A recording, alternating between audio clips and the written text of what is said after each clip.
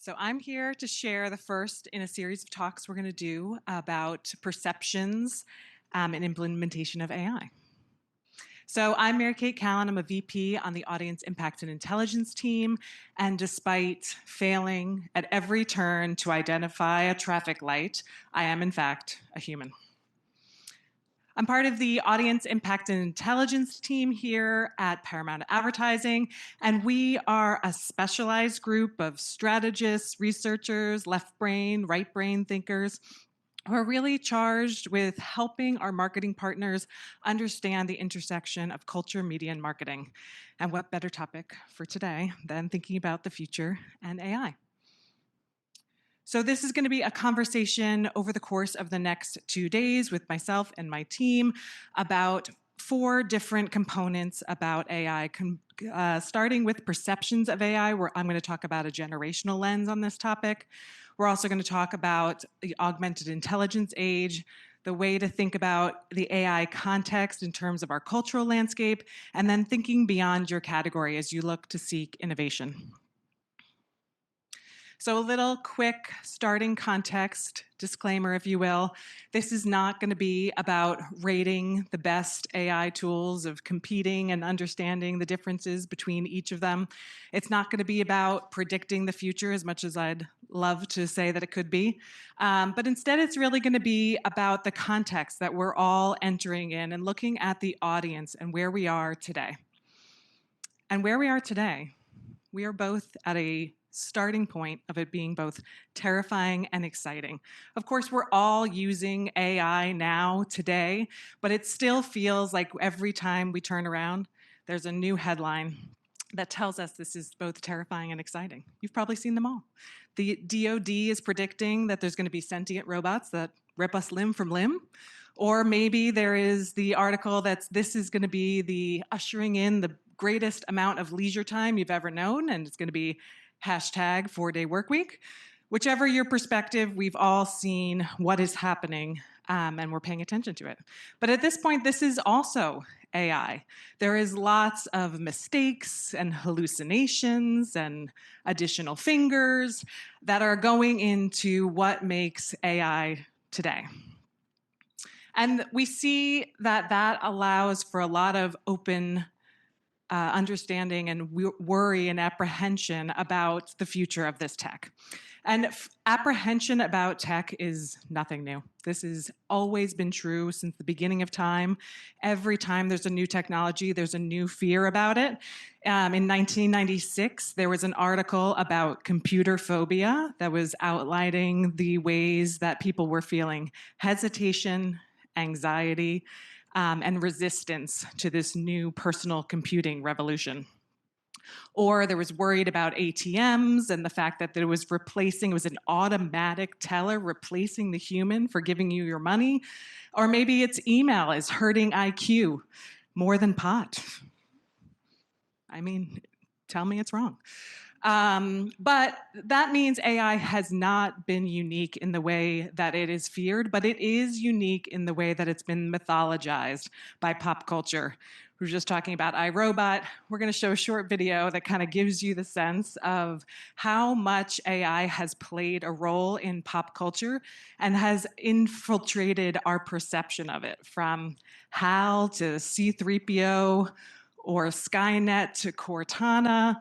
There's been all sorts of depictions of AI.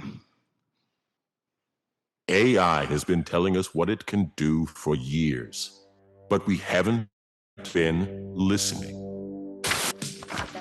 Holy crow, you can read! Read! I can ingest terabytes of data for near real-time predictive analysis. I can create images via generative adversarial networks detective. Do you not like it? Good evening, Dave. How you doing, Hal? Well, I know how to improve your emails to make you seem more professional, but I don't know what to do about your long pauses and vague questions. How do you mean?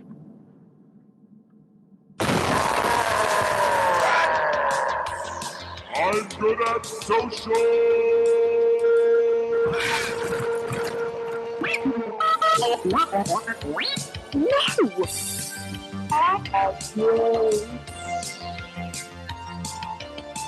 No! And stop it. Stop it. Stop. If you wish needs to be warm, Dr. Smith. Come into my arms. I'd rather die. Why do you want to ruin my life? Why do you hate me? I'm going crazy. It's just a machine. It's just a bunch of bits and computer circuits. It's just a fancy automatic tape recorder. You can't love or hate me.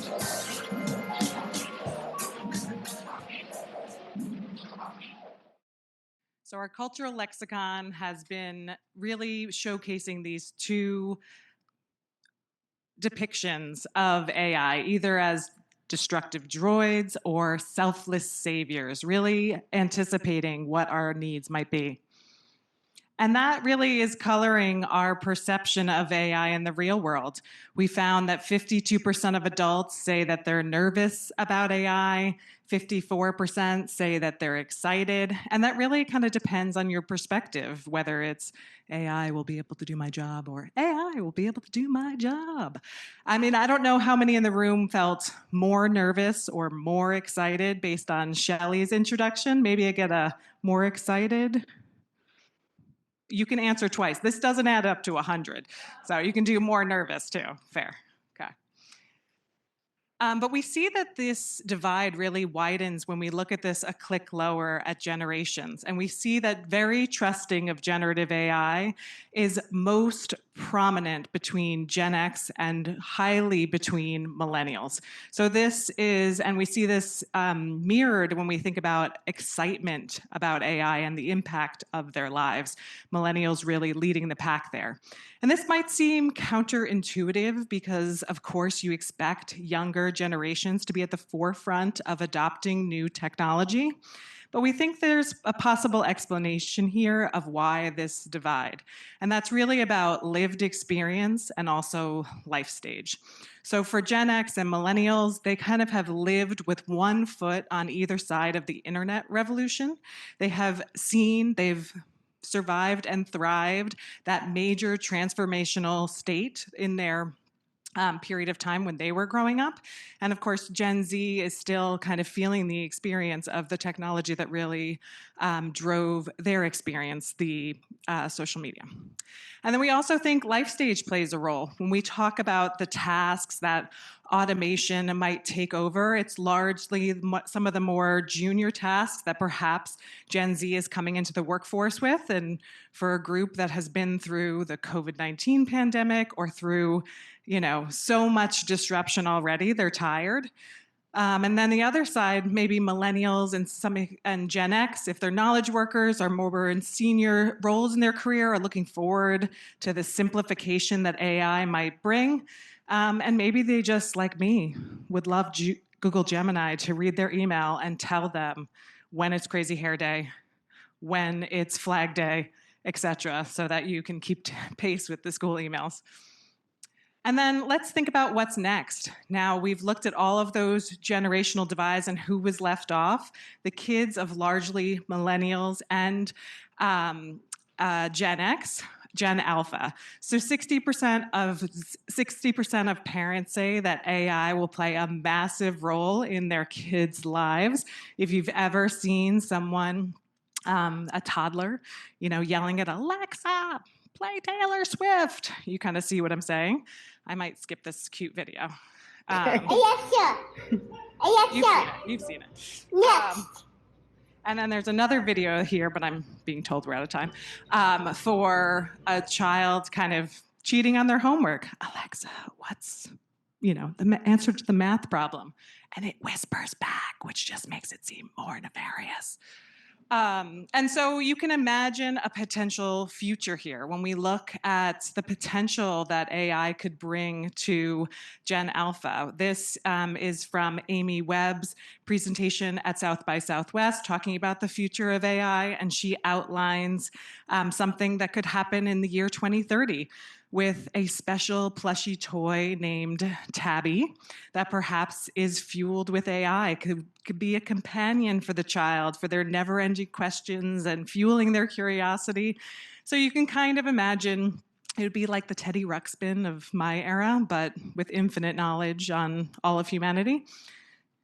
So we think, there are untold ways that being an AI first generation could shape Gen Alpha's coming of age, whether it's about their sense of agency, their sense of storytelling and world building, their expectations of immediate gratification, their sense of media literacy and discerning truth and fiction. And so, all of this, what does it mean for marketers? Just to remember a few simple things.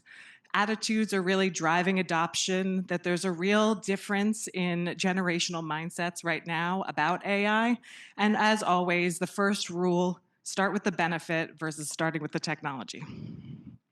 So the takeaway for this presentation is really about calibrating for AI today while preparing for those AI natives that are coming tomorrow. Thank you.